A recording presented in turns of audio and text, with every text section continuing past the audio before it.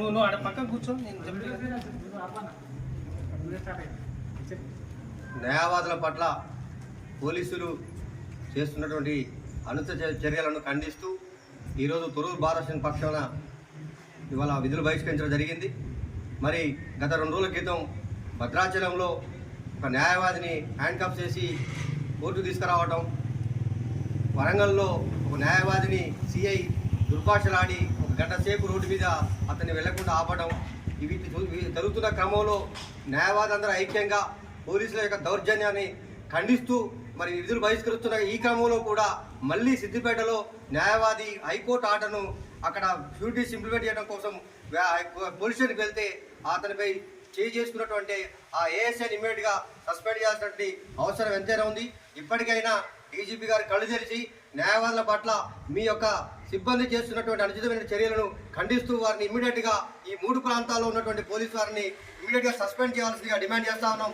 లేని పక్షంలో ఈ ఉద్యమాన్ని మరింత తీవ్రతం చేసి మరి పోలీసుల పట్ల మేము తీవ్రమైన వ్యతిరేక భావాన్ని తీసుకొస్తే అది ప్రజల్లోకి వెళ్తుంది. ప్రజలనే న్యాయవాదులు అనే వాళ్ళు ప్రజల మనుషులు, ప్రజల పట్ల కొట్లాడేటువంటి న్యాయవాదులు కాబట్టి మరి ప్రజా ఉద్యమంగా ఇది మారేటువంటి ప్రమాదం ఉంది. కాబట్టి మేము హెచ్చరిస్తా ఉన్నాం. ఇప్పటికైనా గుర్తెరిగి డీజీపీ గారు వెంటనే ఆ పోలీసులను సస్పెండ్ చేయాల్సిందిగా మేము డిమాండ్ చేస్తా ఉన్నాం.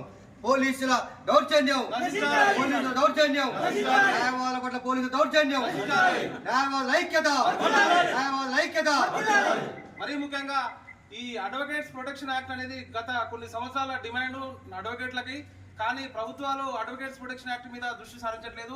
మేము అడ్వకేట్స్ ప్రొటెక్షన్ యాక్ట్ను ఎందుకు డిమాండ్ చేస్తున్నామంటే లిటిగెంట్స్ కావచ్చు, పోలీసులు కావచ్చు, బయట సమాజంలో మేము సామాన్యుల వైపు పోరాడే క్రమంలో, చట్టబద్ధంగా ఫైట్ చేసే క్రమంలో వాళ్ళు అడ్వకేట్ల మీద ప్రత్యేక చొరవ, అదేవిధంగా ప్రత్యేక గ్రడ్జు పెంచుకొని ఈ రకంగా న్యాయవాదులపై దాడులు చేయడం అనేది సమంజసం కాదు.